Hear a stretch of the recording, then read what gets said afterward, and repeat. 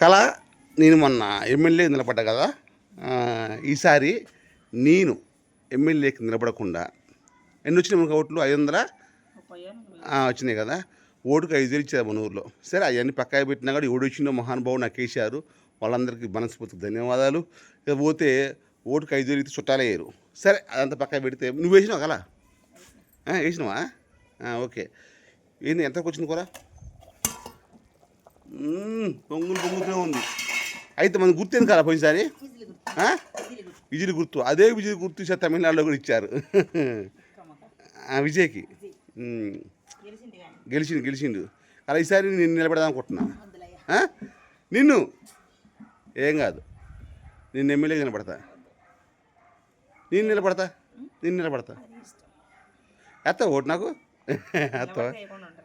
వేస్తావా? మరి నా ఏమంటే తిరుగుతావా? ప్రచారం చేస్తావా? వీడియోలో చేస్తావా? బయటకు రావానే?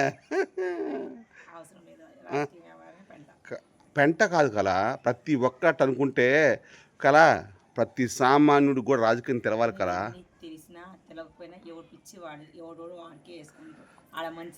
సరే ఎవడోడు వాడికేసుకుంటే విజయట గెలిచిందే లేదులే కదా. కలా అలా అలా ఎవరైనా సరే పోరాడంగా క్షేమ ఎక్కి గెలిచింది కదా. నేను ఫస్ట్ సారి కదా నేను బచ్చాని ఎమ్మెల్యే నిలబడ్డా. నేను బచ్చాను కలా బచ్చాని ఎమ్మెల్యే ఫస్ట్ టైం నిలబడ్డా. ఈసారి ఇంక గట్టికి పోటీ చేస్తా, ఇంకోసారి గట్టికి పోటీ చేస్తా కలా. చేయంగా కలా. నన్ను చూసి కొంతమంది, నువ్వు కాదు కలా, నేను మారను. నన్ను చూసి కొంతమంది చదువుకున్న వాళ్ళకి రావాలి కలా. వస్తుంది కలా, ఒక్కనాటికి వస్తుంది కలా మార్పు. విన్నావా? మార్పు రావాలి కాదు కలా. ఒక్క విషయం కలా, నేను చెప్తున్నా.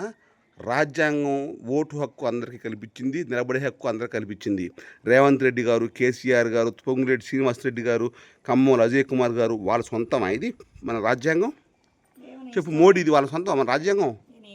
మనకు కూడా రాసిచ్చారు భూమి మీద. మనం కూడా నిలబడచ్చు తెలుసా? ప్రతి సామాన్యుడు పోటీ చేయొచ్చు. అర్థమైందా? పోటీ చేయాలి, ఊరికి కూడా పోటీ చేయాలి. సాకలోళ్ళు, మంగళోళ్ళు, గొల్లోళ్ళు, తెలగోళ్ళు, కమ్మోళ్ళు మొత్తం పోటీ చేయాలి. పోటీ చేస్తే జనాలకి తెలవాలి కదా. డబ్బు రాజకీయం పోవాలి. డబ్బు రాజకీయం ఫస్టే కదా మనం విజయం సాధించలేం కదా, సామాన్యులం కదా. నువ్వు అన్నా అనకపోయినా నేను ఎమ్మెల్యేగా, ఎంపీగా, తర్వాత జెడ్పీటీసీగా పోటీ చేసి తీరతాను. నాకు 3 ఓట్లే రాని, 30 ఓట్లే రాని, 3,000 ఓట్లే రాని ఆగేదే లేదు. ఇదే పక్కా, ఇదే నిజం. నేనున్నంతకాలం పోటీ చేస్తూనే ఉంటా. అర్థమైందా? నా వెనకాల నువ్వు ఉండాలి. ఈసారి నేను జీప్ మీద పోతుంటే కారు తీసుకున్నావు, జీప్ తీసుకుంటా. పూసుకో, నువ్వు అద్దంటే నేను ఆగుతున్నా. పోయినసారి బండికి నేను ఆగను. కారు ఈసారి కారు ఉందిగా, వాడిది కారు తీసుకొని, కారులో బొక్క ఉందిగా, కారుకి బొక్క ఉంటుందిగా, బొక్కలో నిలబడి అన్ని ఊళ్ళు దిగుతా.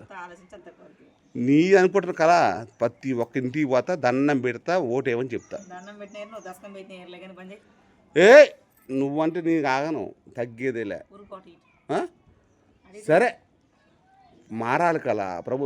నువ్వు నేను మారాలంటే మారు. జనంలో మార్పు రావాలంటే మనం తిరగాలి కదా. ప్రతి ఒక్కరు ఎట్లా ఆప్ చేయి ప్రతి ఒక్కరు ఎట్లా కూర్చుని స్వాతంత్రం వచ్చేది కదా. బ్రిటిష్ వాళ్ళు పారిపోయేవాళ్ళ. పోరాటం చేస్తే పోయేదేం లేదు, బానిస సంఖ్యలు తప్ప. రా